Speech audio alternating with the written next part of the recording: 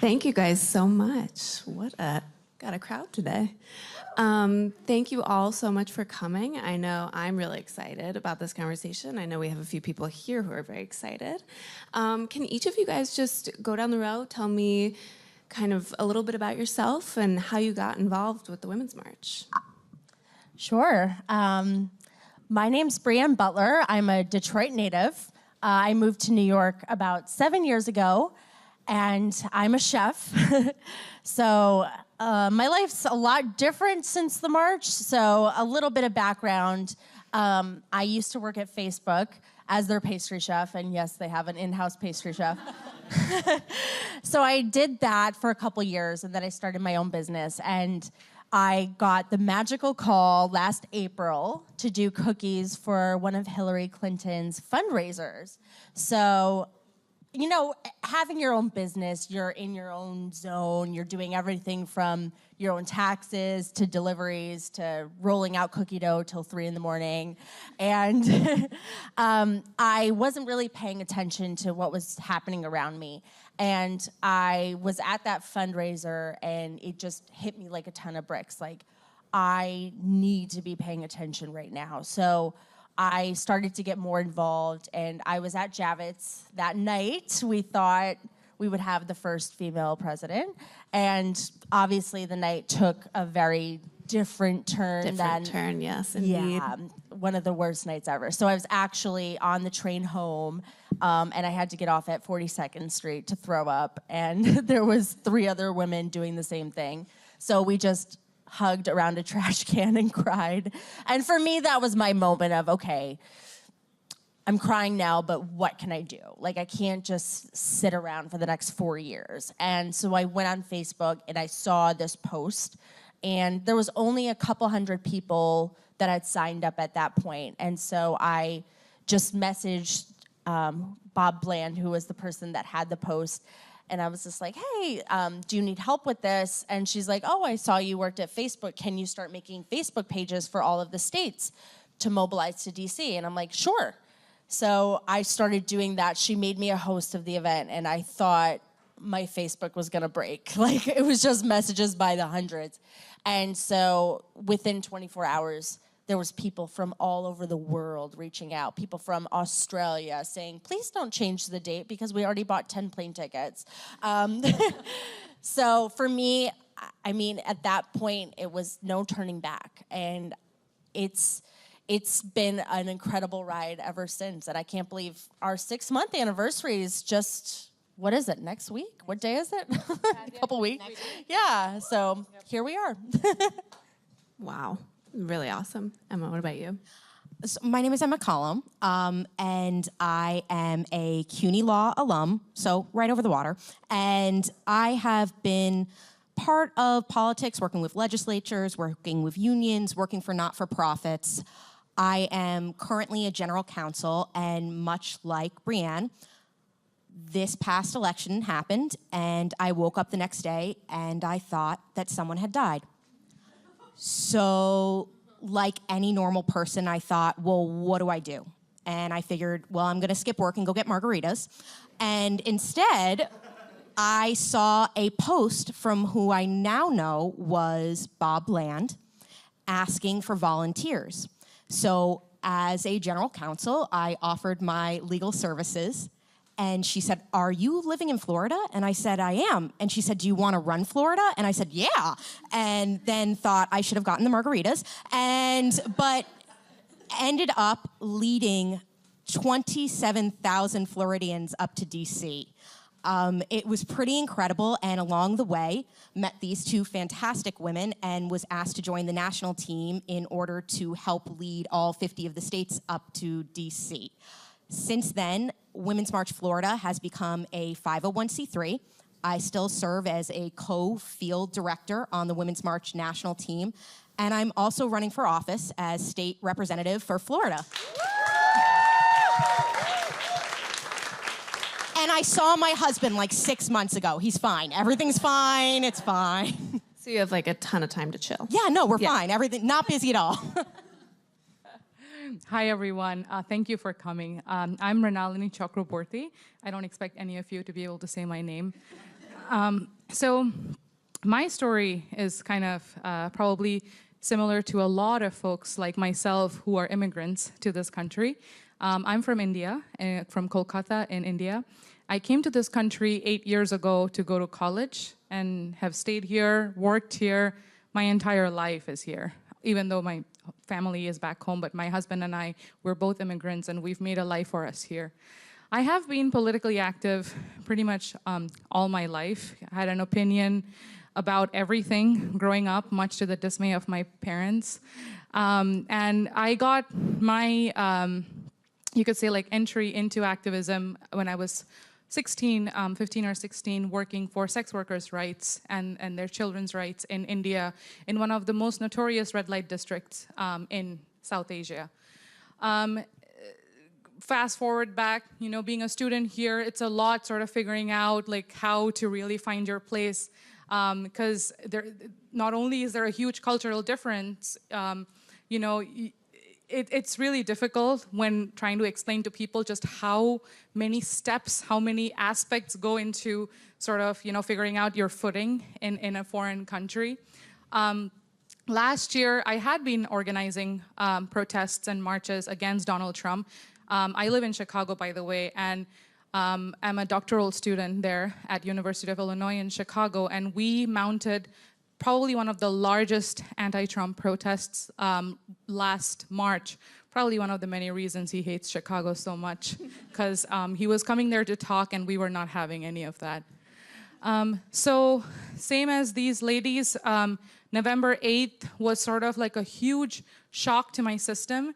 And I knew exactly what would happen if this current administration it came into power, because I knew it's people like me, and those who are far more vulnerable and marginalized like me, we would be the first ones. We would be the expendables, right? And I knew that I had to do something. And very similar to Emma's story, found Bob's post. And then I was like, I need to do something. Give me an occupation. Like, I have to do something. And they were like, I think it was Brianne, like, do you want to start the Illinois chapter? I'm like, I don't know what that means, but yes. So started the Illinois chapter, started organizing buses, and soon it just went from like one bus to over, I believe at the end of it, we sent over 155 buses from Illinois itself. Joined the national team within the first few weeks of the march planning when they realized just how large this was becoming. Emma and I together handled sort of all 50 state coordination and sent over 1.2 million people to DC. So it was an incredible journey, and we continued to keep the fight on. As a side note, if you guys ever need to find parking spots in DC, just ask me. I know ones that they will not even advertise. So, yeah. Oh, well, so when I was covering the Women's March, in its conception in November as an editor at HuffPost, I know really secondhand as a journalist how there was a lot of kind of trials and tribulations of the planning process. I mean, you guys had a Herculean task ahead of you, and wow, was it a success? But I would really like to hear, some of the challenges and maybe some of the better points that happened between November and January. Brianne, you want to start? Sure. I mean, the biggest challenge for us was communication. I know myself, I would get up around like 5 or 6 a.m. and it would immediately start with conference calls. And I would be on the phone till 2 a.m. every day. Because most people would be working on the march either before or after their shift, and especially dealing with the West Coast, people would be awake until 11 p.m. Pacific time, which translated to 2 a.m. my time. And I'd just start to close my eyes, and then my phone would be ringing, and it would be Europe, like, hey, good morning, like, just had 2 flat whites. And so it was just constant communication. At the same time, the fact that we were able to use social media and tools like that to organize a march like this in such a short amount of time. I mean, there's been massive global mobilizations before, but to do what we did in the amount of time with the amount of people we had. Like, there was no wizard behind the curtain. Like, it was everyday people like us making it happen. So it was challenging, and there were tears, and there were high points, there were hugs. But I think the big point for me was at 8 a.m., the day of the march, somebody pulled me aside and they were like, you have to see this. And it was behind the backstage area and where the hill was. And you looked and you just saw this like sea of pink coming down the hill. And it was seriously like that scene in The Lion King with the stampede of animals. But they were all wearing pink pussy hats, and it was crazy. And that was the moment where you're just like, oh my God, and you're looking at Facebook and you're seeing the Facebook lives of the march in Tokyo and Auckland and Nova Scotia, and you're just like, this happened. Like, everyday people stepped up and made this happen. That's so awesome. I remember I was covering the inauguration that Friday, and my colleagues and I got up at like 4:30 in the morning. It's dark out, and we're exhausted. And you can tell how fragile we were because we saw a boy with his girlfriend, and they were both wearing pink pussy hats, and 3 of us started crying. We were like, okay, it's all worth it. It's gonna be okay. But yeah, I think that, it was such a historic day, and I think the planning process, as you said, was, it was riddled with some issues. What was it like, Emma, to wake up that day and realize that, at the end of that day and realize, wow, this was historic, and I helped to create it? So I think it's important to note, I had said before, I woke up, like many of you, the day after the election feeling as though somebody had died. But to ignore the movements that have come before us, to ignore those communities that have been suffering, who have been systemically oppressed, who have been fighting for so very long, is to do a disservice to what this march stands for. So for me, I woke up at 2:30 a.m. I put on Hamilton. I did a little shimmy, and I got out there, and when I saw, much like Brianne says, when I saw what seemed like looking over the highway when you see the wavering lines, and it was just pink, but then you saw underneath those lines, and you saw communities, and you saw LGBTQIA communities, and you saw people of color communities, and you saw husbands there with their wives, fathers there with their daughters. You just saw the plethora that make up this community that felt so disenfranchised, so hated through this really divisive rhetoric through this cycle. I started to cry. And my grandfather said he saw me on C-SPAN crying like a baby on stage, and it was one of the most worthwhile moments I've ever had in my life. And it's what continues to make me want to pursue this path, pursue this activism, and do it with these women and do it with this group. So Mrinalini, I think that, I know that this is 6-month anniversary is coming up. Tell me what's happening with the Women's March now. I know that there's been, a Day Without a Woman strike, and I know upcoming is the next NRA protest. You want to tell me a little bit about that? Yeah, so, we have, right after the march, even though we were absolutely exhausted, all I wanted to do was sleep, but there was no sleep. The day after, January 21st, the day after that, we knew that our real work begins now. And there were 30, 40,000 people messaging us being like, what next? What next? And we're like, just hold on a second. Like, let us breathe for a minute. So we did the 10 action in a 100-day campaign, which was a massive success, where we basically took all of our unity principles and tried our best to translate them into concrete actions, keeping the momentum going, but also giving these 5-6 million people around the world the platform, the inspiration to keep going. And we knew that we had to take the energy from the march and translate them into concrete stuff. So we've continued with actions. At the moment, as you mentioned, we are marching on the NRA. it's July 14th, 9 a.m., Fairfax, Virginia. And this is primarily in response to this really, if you ask me, a disgusting and violence-inciting ad that the NRA put out recently. I don't know, I'm hoping most of you have seen it, which not only endangers marginalized and already vulnerable communities that, like black and brown people, to be frank, who have suffered tremendously at the in terms of state violence as well as like gun violence in their communities, but it also villainizes protesters, the peaceful resistance, terming us as the violent left. And basically when they say that NRA members have to respond with the clenched fist of truth, what they're actually asking subliminally is asking them to take up arms against us who are non-violently resisting and trying to fight every piece of horrible legislation that this administration is trying to shove down our throats. So our brave co-president and co-chair, Tamika Mallory, wrote a very simple and concise letter to the NRA asking for three demands, making three demands. Number one, that this ad be removed. Number two, that they apologize for putting out such hateful propaganda that incites violence.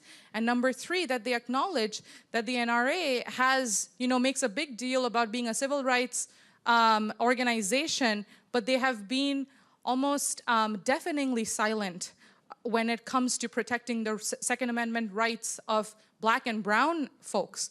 Specifically, a recent example in our over the last year has been the case, the murder of Philando Castile, where he was legally carrying a firearm and was shot down by the police officer Jeronimo Yanez, who was acquitted just a few weeks ago, as you guys know, of all charges. So we know that we are taking on a big, this is not something we take lightly.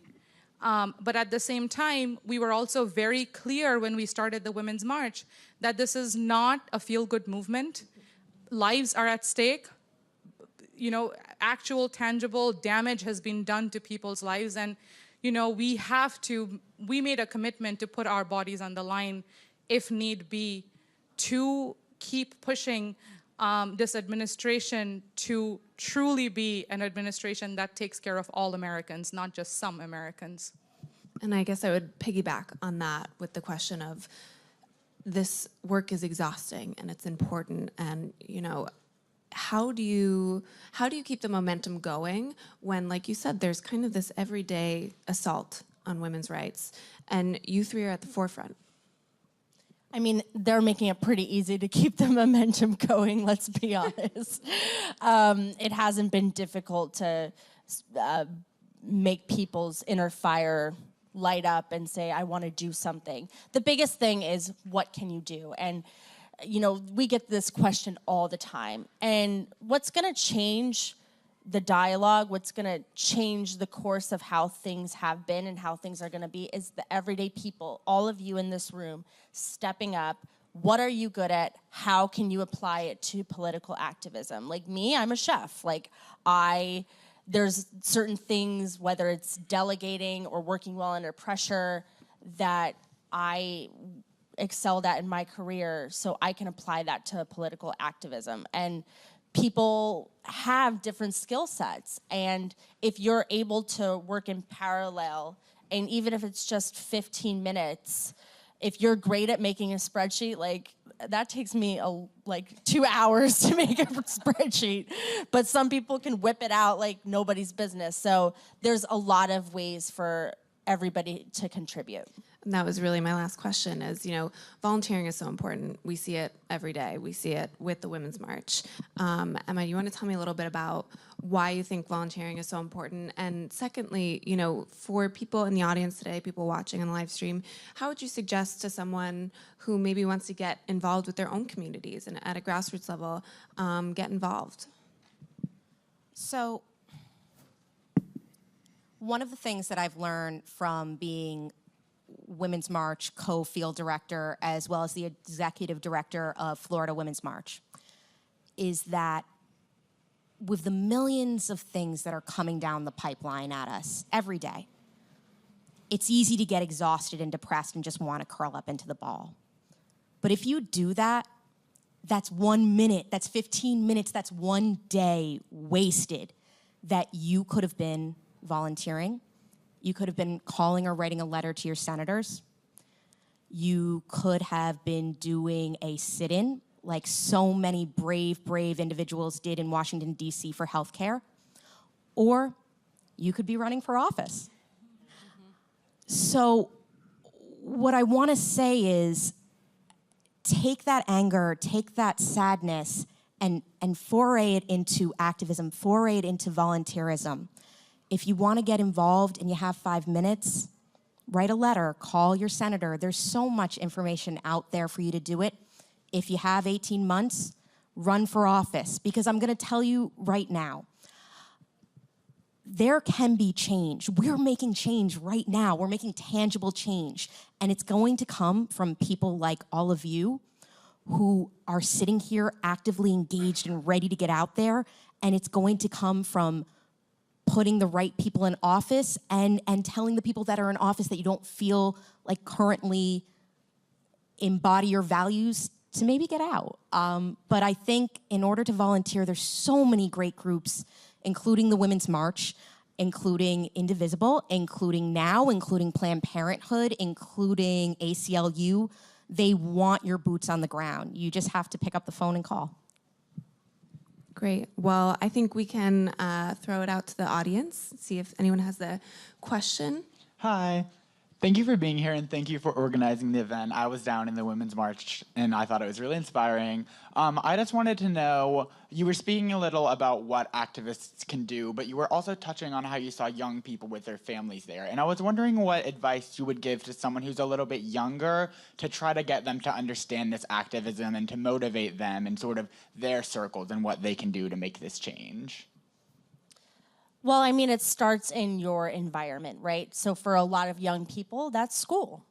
And it's really cool because this dialogue's happening right now. And I've been at several schools where young people are organizing different activist circles or even talking about like how they can protect their Muslim brothers or sisters in the hallways if they're getting bullied, or how to take a stand against LGBTQIA students that are getting bullied or not being accepted. And it starts there. And it's really good because we're finally talking about it. And what's so powerful about Women's March is not just creating political change, but also cultural and social change. And that does come with the youth. And it's encouraging because even globally, an 11-year-old organized our march in Scotland. Yeah, exactly, it's amazing. But it's also mixed with the older generation of feminists. Like we had women, there was one woman that marched in DC in her wheelchair, and she was like, I marched for my right to vote. I marched when Roe v. Wade passed, and I'm marching with you all now, and I'll keep marching. And that's the mentality we have to have. And the youth is the future. I might not see an end result or everything resolved in my lifetime. It's about passing that on and making sure that the youth continues to fight, but it starts in their environment. I'd like to add something quickly to you, saying that one thing that I faced even as a younger person is that a lot of times we don't know exactly where to plug in because there are like these older folks who are sort of like the gateway to doing things. I'm just gonna come out here and tell you, don't ask for permission, just do it. You have better ideas than most older folks that I have met. And in every single circle that I've been in, young people are, not only are they our future, but they're also our present. And you are the people who are gonna bring about transformative change. If somebody is causing a barrier to whatever it is that your hopes and ambitions and dreams are, don't listen, just like go do your own thing. Don't ask for permission. That's a great answer. Another question? Hi, thanks for being here, ladies, and thank you so much for all the work that you've done. It really means a lot to me personally. I'm sure all of us here. Thank you. I was wondering, I find it's so easy to have good intentions and that you want to do something, but I have an issue with organizing. And you guys have planned things nationally, so I'm wondering if you have any advice on organizing something local. Sure. So I think that's an awesome question because one of the things I was sort of laughing about thinking when you asked about challenges for the march, porta potties. It does. In order to put off something like this, somebody has to think of the logistics, has to think of the basic, has to think of the structure that is going to withhold this tremendous action that I know you personally are going to be putting on after this. So what I would suggest is find what you're passionate about, signify it, find if there's a group that's already doing it. Learn from that group. Go call that group. Go to their meetings. If no one's doing it, pick up a book on organizing in the library. I know there's libraries, it's crazy. But pick up a book on organizing in the library, go online and put out, here's the beauty of Facebook. It's a quick way to get people engaged really quickly. Call a meeting at a Starbucks and get people thinking. You might not know how to make spreadsheets, but what you might know how to do is identify that person in the group who can make the spreadsheets like you wouldn't believe, and you know the other person who is friends with all of the organizers in the group. And through talking, through communication, through having that dialogue, you're gonna find that you very quickly assembled around you a team that's gonna do tremendous things. And one of the key things about organizing, really, I mean, this is not it's a kind of controversial answer, but it's learning how to organize yourself out of the organizing. So delegate. It might seem like, that's like a lazy person's thing, but no, when you have to put on something as massive as we did, you have to grow very fast. You have to be quick on your feet, but at the same time, you have to realize when to sort of give up to other talented folks, and you have to trust that people will, the team that you're assembling around you will, do what's necessary. You'll make mistakes, you'll learn from them. Some porta potties are not gonna work. It's gonna happen. But hey, it's all a learning curve and you'll get there. Hi, thank you so much for being here. It's such an honor. And as a young person, thank you for organizing this great event. So my question is, how did it feel knowing that not only that the Women's March in America was huge, but knowing that other countries in the world took a huge part of it as well? So as the leader of the global arm of Women's March, it was very obvious and apparent that this march that happened on January 21st was not about one person. It wasn't about one administration happening.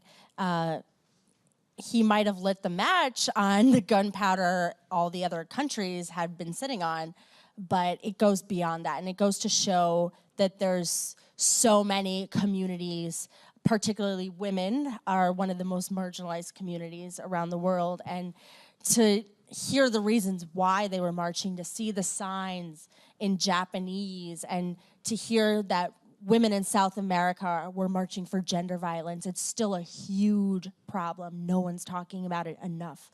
In Ethiopia, clean water is still a huge problem, and it's directly impacting education. Girls are dropping out of school when they start their periods because they can't bathe themselves and they're too embarrassed to go back to school, and they just never go back.